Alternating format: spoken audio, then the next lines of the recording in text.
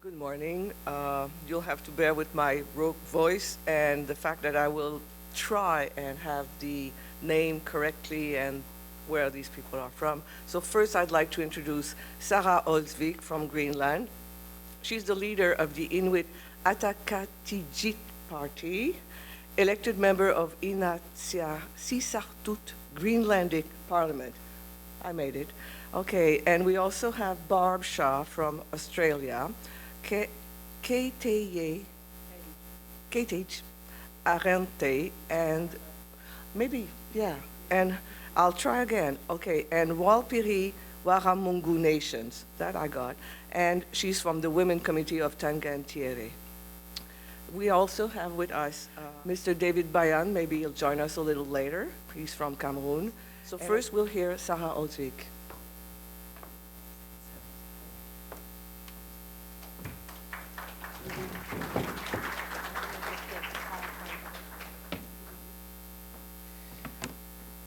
Okay, thank you. While the PowerPoint is being set up, I'm just going to say thank you so much for the invitation to come here to the organizers, to the Cree Nation of Quebec. It is a very big, great honor for me to be here. And I didn't really know what I was coming into, but I really feel that these past 3 days I have made a new family and a new friends in the fight against uranium mining. It's going to be very difficult to tell everything that happened at this conference when I go back home, but I'll try the best that I can. Before starting, even though I don't have much time, I just want to quote a song that is being sung in Greenland at many of the anti-uranium campaigns. It is called a prayer, but it's not a Christian prayer. It's written by one of our finest artists, Gungi, Christian Frederiksen, and the melody is also by him. And normally Mickey Thompson sings it. I'm not going to sing it. I'm just going to quote it.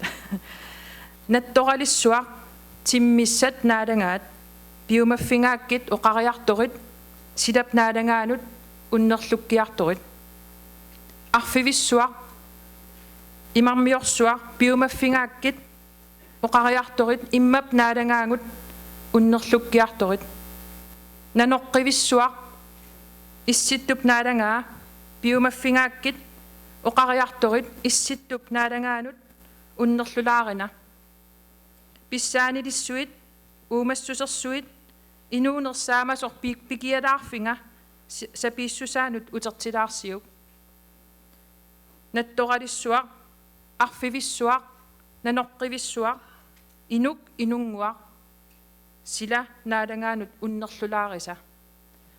It is verses that are saying to the great eagle, to the great whale, to the great polar bear, to please go and tell the leader of Sila, which is the atmosphere, everything around us, that something is wrong. And the last verse, it is about great eagle, great whale, great polar bear. Dear person, let's tell the leader of Sila that something is wrong. And that is the one that is being sung in Greenland. Okay, I don't normally get emotional, but now I am. So my presentation's title is We Have a Right to Say No. And it is actually very difficult in Greenland at this point to convince people that we actually have that right. As it was said in the introduction, my name is Sarah Olsvik. I'm a leader of Inuit Ataqatigiit Party. So I'm a member of parliament and I am a politician. I'm realizing that there's not so many politicians here, but politicians also need to be informed and also need to be included in these processes. They should. Just to give you an overview of where Greenland is, as you can see, we're in the middle of the Arctic. We have the world's largest island. We are next door neighbors to some of the what mainstream media call superpowers, Russia, US, and Canada and the 5 Nordic countries. Greenland is still part of the Danish realm, so we are still part of the Danish state, but we have had self-governance since 2009 and home rule governance since 1979. We are only 56,000 inhabitants on this great island with so much resource, so many minerals, so many living resources, 2 million square kilometers, and the same for the sea, the area of sea. We have 18 towns and something like 60 settlements. We don't have roads between our towns and settlements, so we have to take a boat or a plane to get from town to town. This is the current members of parliament. In Inatsisartut, we are 31 members. This was at the opening in the fall, after we had an extra election after only 1.5 years of governance where they repealed the zero tolerance. And I'll tell you a little bit about what kind of system we have there. So this is the Uraninaamik. You probably recognize it. It's in Greenlandic. The government coalition parties consist of 3 political parties. There's no one party that has a majority of the 31 seats. Siumut is the leading governing party with 11 seats. Demokratit, 4 seats. Atassut, 2 seats. And we as an opposition, Inuit Ataqatigiit, has also 11 seats. And Partsiinaleraq has 3 seats. So as you can see, the power relation between Siumut and Inuit Ataqatigiit is right now quite equal. But unfortunately, we did not have the 300 votes that they had more than us at the election in the fall. So Greenland, as I said, is rich on mineral resources. It's all the way around the coast. And you can see the white in the middle is ice, so there's no mineral resource extraction going on there. But on the coast, we have many deposits of many different minerals. And I would like to say that from Inuit Ataqatigiit, we do not oppose mining in general, but we are a clear no to uranium party. Just going back to this, I wrote pro on the parties that are pro-uranium, and then no at Inuit Ataqatigiit. Our General Assembly has unanimously decided that we are a no to uranium party, and Partsiinaleraq, the other opposition party, they are not very clear on their policy. They also wanted a national referendum, which the governing parties have not wanted. But of all of these projects, only less than a handful of them have more than 60 parts per million radioactive minerals in the rock. And still, the government found it necessary to repeal the zero tolerance, because the zero tolerance was a limit on 60 parts per million.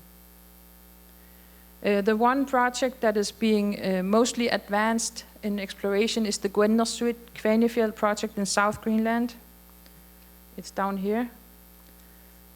And the company that holds an exploration license is Greenland Minerals and Energy, that is, as far as we know, partly owned by Australian companies.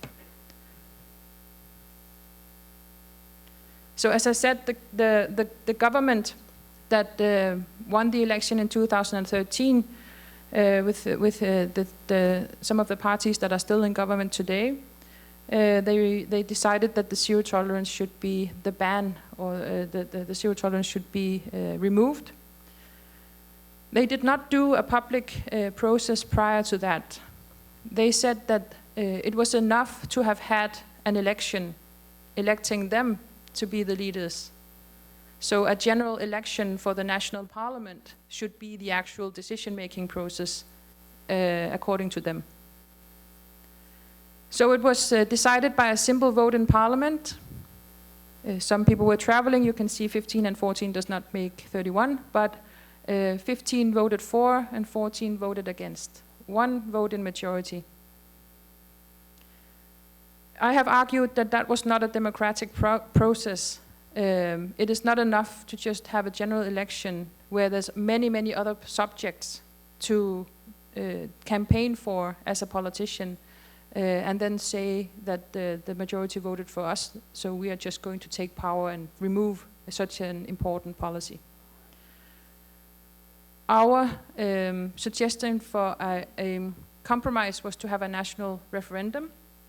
That was not possible, they said. We still say that we should have a national referendum, but carefully, if it's going to, there's going to be a national referendum, we have to inform people prior to the referendum. So this is South Greenland, where the Gwennersuit project is near to Narsaq, up here. And this is all sheep farming area. And as you can see, this is the area, the Ilimmasak deposit, they call it, with the uranium and rare earth elements. And the corporation behind the project has been distributing so-called information to every household. They finance the local soccer team and the national dog sledge race. And they did a very expansive social media campaign during the general election. And our problem is that we lack NGOs with the capacity and funds to do counter information. And also that we actually lack democratic infrastructure. So now I only have 1 minute left. Do we have a right to say no? Yes, we do, of course. The UN Declaration on the Rights of Indigenous Peoples talks about free, prior, and informed consent in, among other articles, Article 32. And there is a chronology to that right. You need to do free and prior information before taking the decision. Also, it talks about fair, transparent, independent, impartial processes. That has not happened in Greenland. And the big question is, how do we achieve that?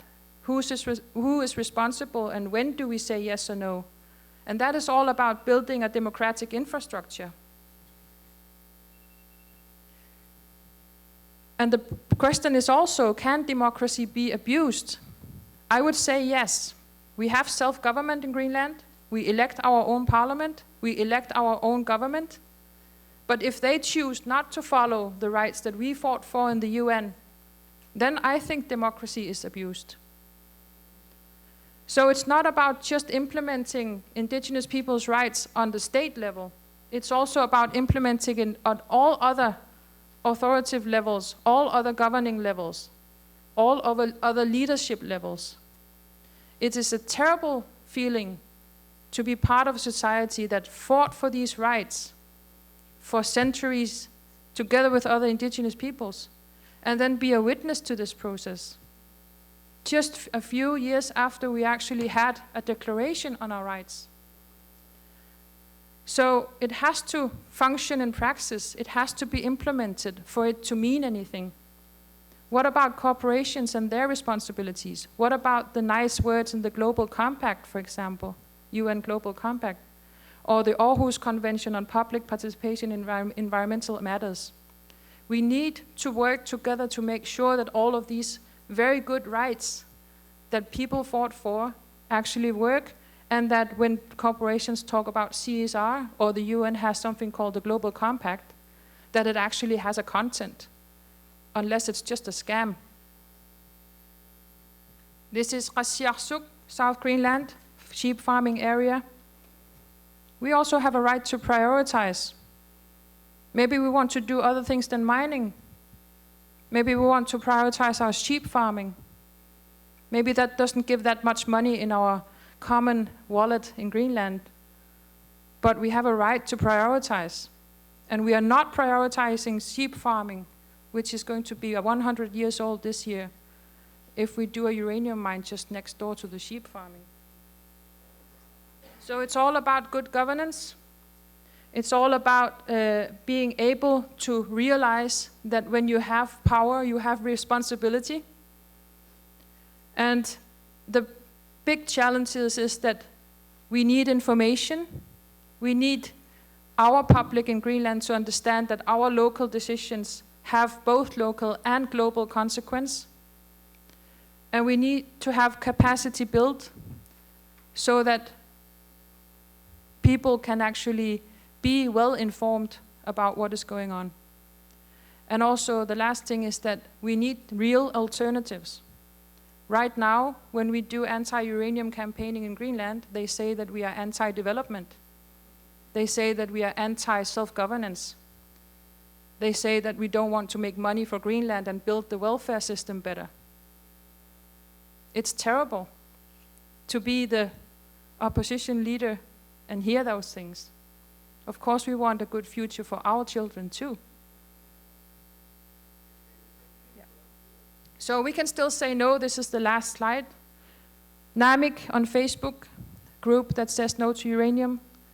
Uranimamic organization in Narsaq, the sheep farmers organization, deciding last year that they say no to uranium tailings. And we still have time to actually avoid having any mines opened in Greenland, but we need your help. The anti-uranium campaign in Greenland, and us as people that say no to uranium, we need your help to inform.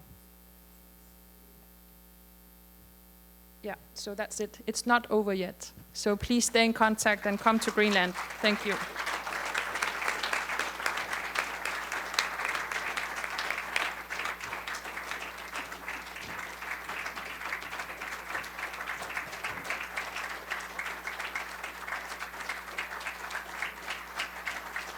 I will now invite Barb Shaw to join us. And don't speak too fast.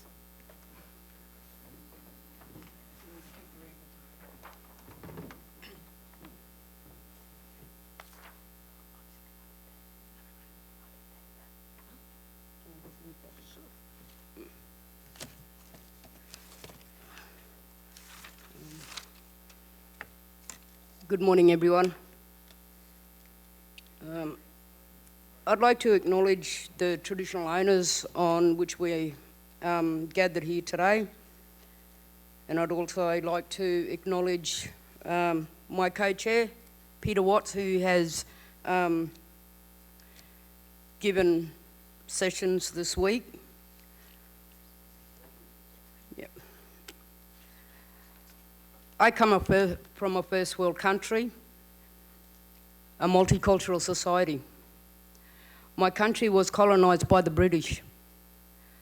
Over the last 200 years, explorers came through our land, opening up Australia for development, whilst killing our people, placing them in missions, reserves, and settlements.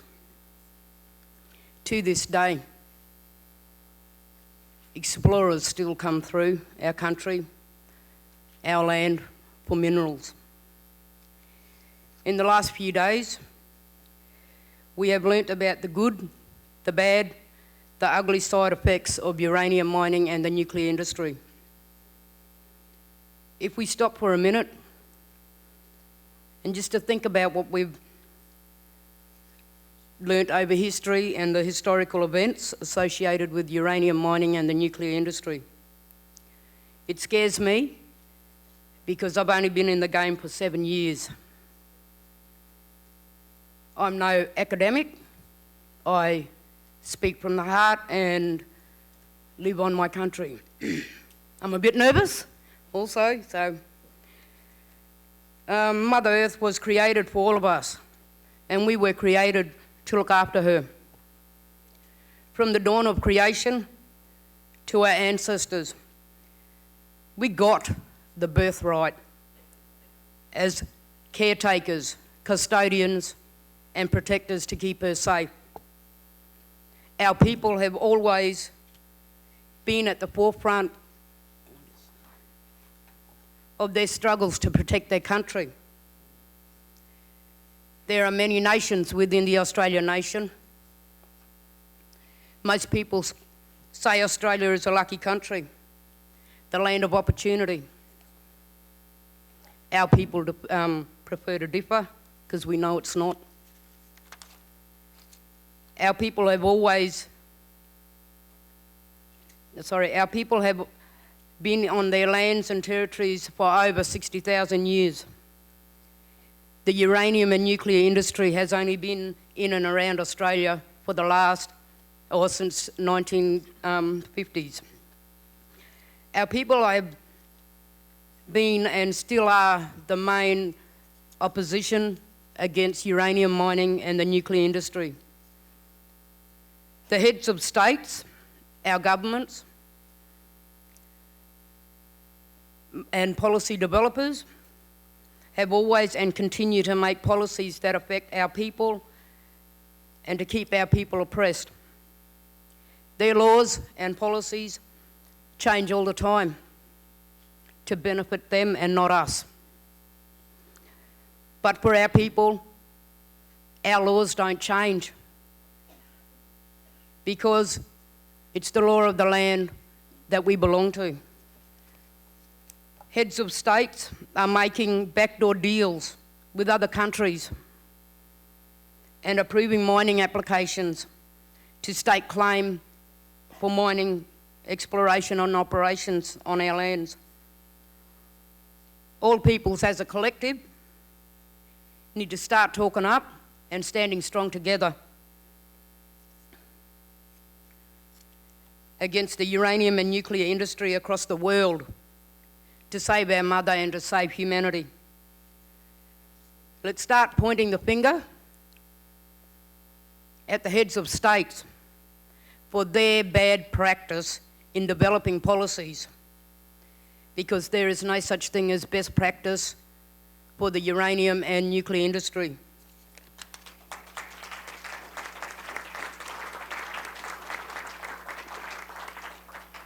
I don't want to be a preacher preaching to the converted, but seriously, the non-Indigenous peoples that live in our countries needs to start using and quoting from the United Nations Declaration on the Rights of Indigenous Peoples to start supporting the Indigenous or First Nations peoples' fight and struggles against the heads of state. September 13, 2007, the United Nations General Assembly endorsed and adopted the United Nations Declaration on the Rights of Indigenous Peoples. But unfortunately, Australia, where I come from, was one of 4 countries whom did not support it, but now supports it in principle. The United Nations Declaration can be used as a tool and a guideline for our people to enforce and exercise our rights as Indigenous peoples. We also can use the United Nations treaties and conventions by keeping our heads of states accountable for their actions. A clear example of what's been going on, the Mirarr people in the top end of where I live in my state have now taken their fight to the United Nations, and they are, so this is a tangible example of the roles that Indigenous peoples everywhere should have in determining what happens on their country and their communities. So they've actually taken their fight to an international arena, because we know that we don't have friends in our own backyard. These include the rights under the UN Declaration on the Rights of Indigenous Peoples, the International Convention on Civil and Political Rights, the International Convention on Economic, Social and Cultural Rights, and the ILO Convention 169. So we do stand up for our country, but it's the matter of where we take our fight. Our government wants to expand their mine and go underground, but they're standing up and saying no. Jeffrey Lee of the Kungara Nation, this is neighbouring country to here. Our governments, our heads of state has been humbugging, trying to make deals with other people, but he's just saying no. So no uranium mining in his country. And I'll use a quote from him as well. "When you dig a hole in my country, you are killing me. I don't worry about money at all. So Clearly, Jeffrey Lee can see that money does not worry him. He doesn't worry about money. He'd prefer to live off his land, and the land makes us richer. Another example of protecting Manawanku. This is being shown on Saturday. It's a story, I guess, of our country. This is with the Warramungu and Walmapa people fighting against a nuclear waste dump that's proposed on our country as well. And it's a must-see, because you know that we're not all for uranium. I guess now the situation with Australia, our head of state, encouraged by, I guess back home I would say puppets to the government, believe that Australia could be the world's international waste dump site. If you look at the map of Australia, you will clearly see that there are uranium mines that exist already, and there are sites of nuclear waste dumps. I live on the oldest beach in the world and the driest, but I still go out and walk and live on my country. I still go out and hunt on my country. The heads of state do not do what I do or what our people do.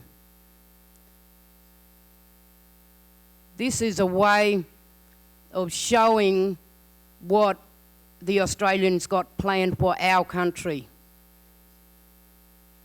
The heads of state did not come knocking on my door and asking me if I would go in partnership to sell off uranium to other countries. He did not come and see me and have a cup of tea with me on my country, eat my bush food, and ask me if I wanted a nuclear waste dump on my country. So looking at and hearing about what's been going on across the world, when you look at Australia and the environment in which we live in, whether if it's political or just from the little man or the little woman with their families, their children,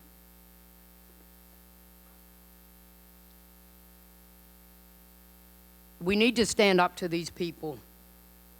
So let's go back home, gather momentum, build on people power and not nuclear power, put people before profit, and keep uranium in the ground where it belongs. Thank you.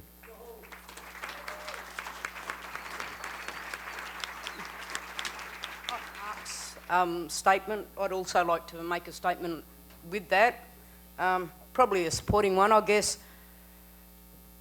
Throughout my campaign helping our people back home in Australia, we do have people like and organisations such as the Australian Conservation Foundation, and forming an alliance, a national alliance, and tackling these areas. I guess one of the main things that I've learned and become a part of is political parties standing up and gathering that momentum and joining political parties and making sure that we have, you know, people on the inside and being part of decision making and, you know, seeking the approval for political parties to join. So I've actually run as a candidate for state elections as well as national elections. So just trying to get in and trying to change the mindsets of people in the electorate, I guess, and challenging the heads of state in that area as well. And in the same area of, you know, classic example of last night with the Wolverine and our DVD, the Protecting Manawanku, is viewing what people don't see every day. So, yeah.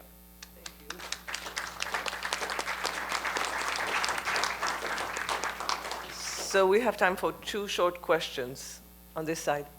Thank you. My question is to the gentleman from Cameroon. Having heard similar presentations at many conferences, I sort of get the impression that European crown colonialism is being replaced by European corporate colonialism. And the difference is not very much as far as the people of the third world, or as they are called, are concerned. Is that your experience? David?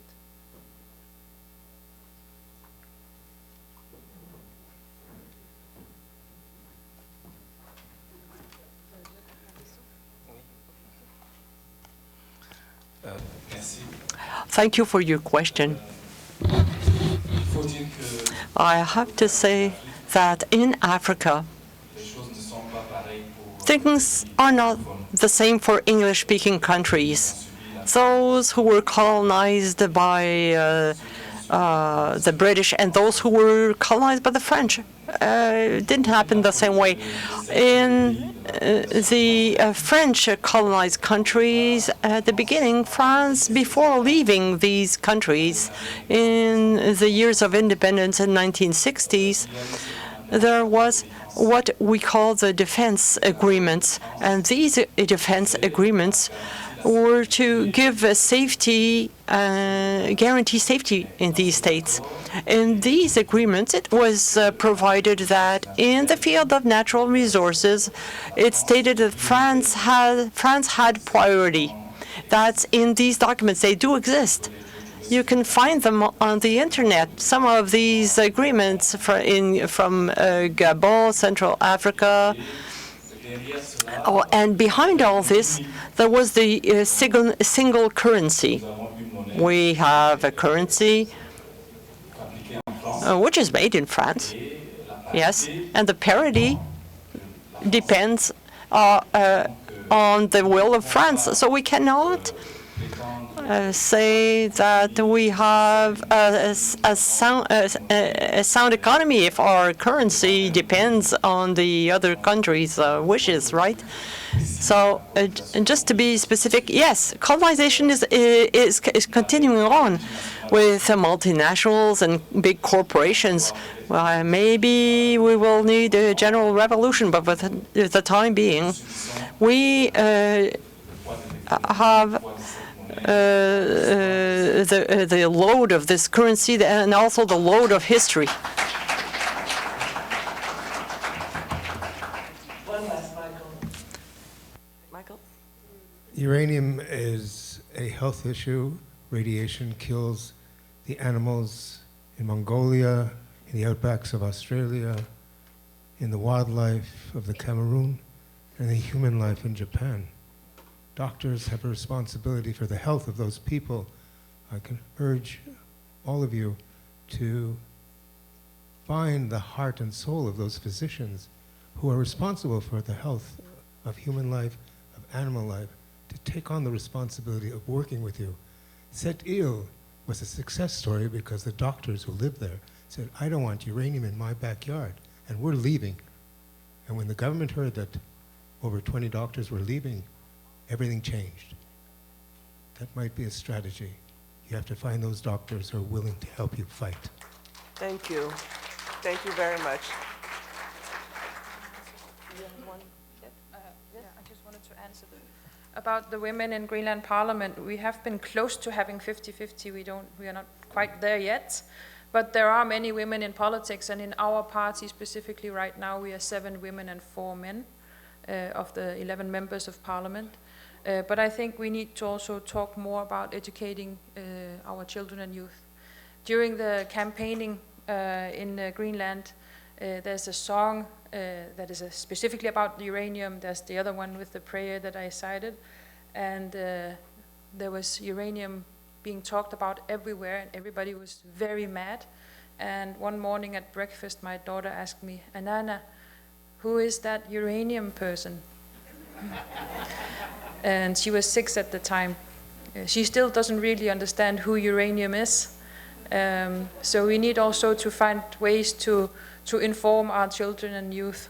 And a special team, that would be really, really great. Our challenge, and my personal challenge, is actually that I am a politician, because we are actually trying to make the anti-uranium movement in Greenland not a party political issue, because there's also people voting for other parties that say no to uranium. So we try to step back a little and let the organizations work, but they lack capacity. So those are the ones that we need to get you guys in contact with. And I think that a special team, or maybe a network, or finding a way to have different indigenous peoples and local peoples communicate more directly with each other, so that we can tell each other stories, that would be something that would be listened to in the public. I just want to say finally also that I had a chance to look at the final draft of the uranium declaration yesterday, and I think it's excellent work. I hope very much that this symposium will be able to finish this today, because we will be able to use this as a tool at home. So thank you so much, Royanak. And right, we have to find the hearts and souls, but we also have to make sure that this comes from within the society and not from the top. Thank you.